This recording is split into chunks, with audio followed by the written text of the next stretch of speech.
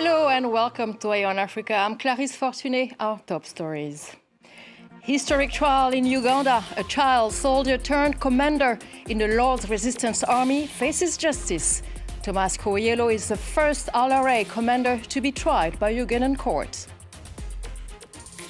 Zambia steps up its efforts in its fight against cholera. The current outbreak has already killed more than 400 people since October. And what a day it's been at the Africa Cup of Nations. Guinea just scored against Gambia. Senegal get their place in the last 16, winning against Cameroon. And Cape Verde beat Mozambique 3-0.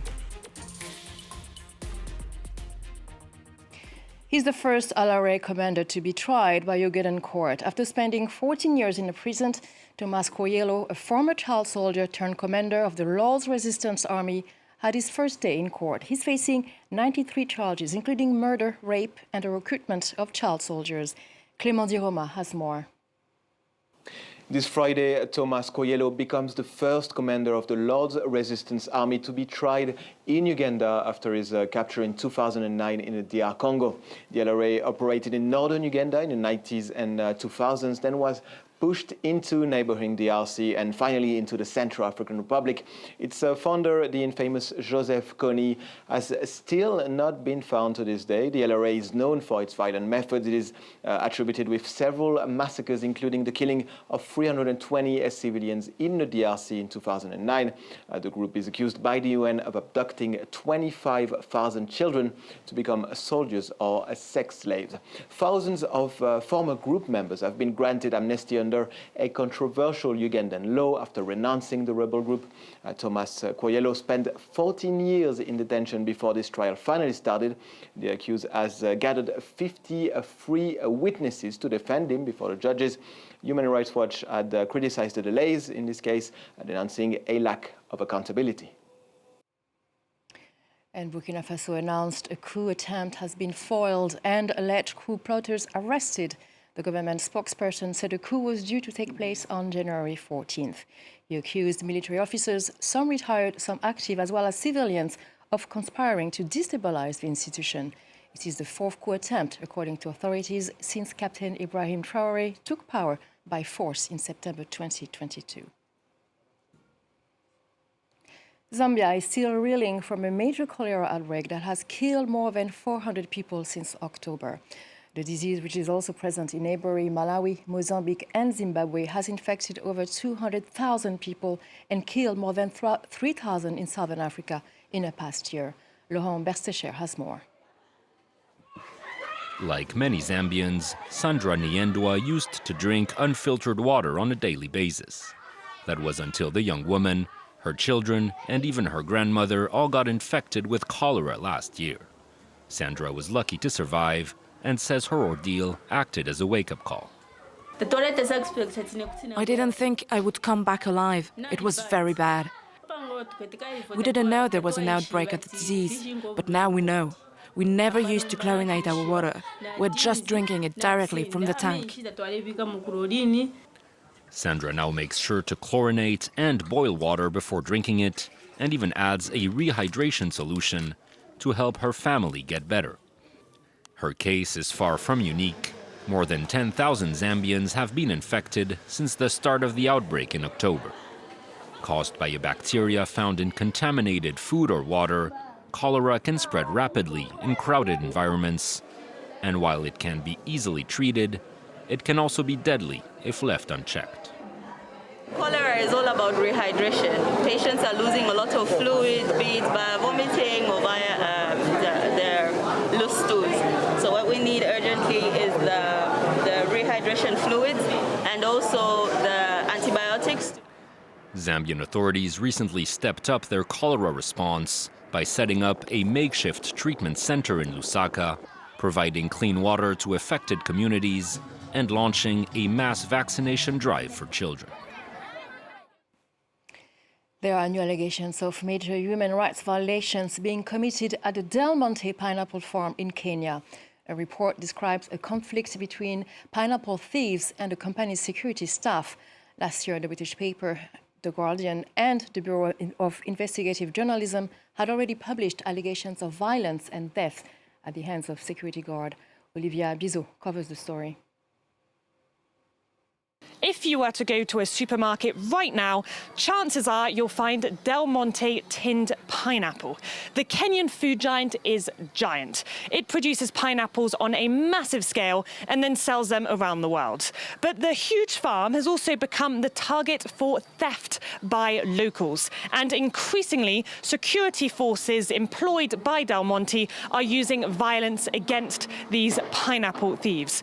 They've also been accused of serious human rights violations and even of killings. Last summer, a man who was trying to steal pineapples was murdered. And then again in November, another man was killed. And in December, 4 more bodies were found next to the pineapple farm. But although the tensions between these pineapple thieves and the Del Monte security forces really came to light on the international stage last summer, human rights have been violated for years.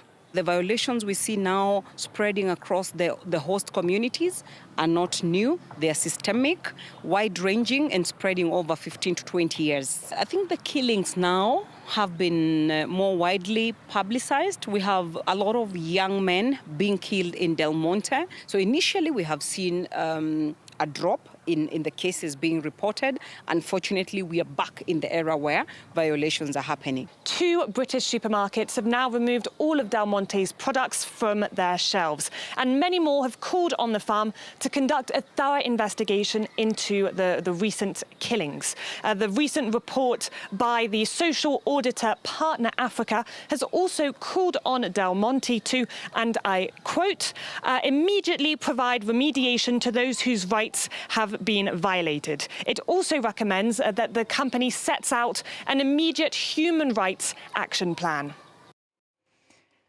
And now to Ivory Coast. All eyes are on the Africa Cup of Nations. And I have with me the experts on African football, Jean-Emile Jamil. So what has been the highlights of today? Well, obviously all the eyes were set on what was going to happen between the 2 lions, the indomitable Lions of Cameroon and the Lions of Teranga, Senegal, of course, the reigning champions. And they showed their absolute class.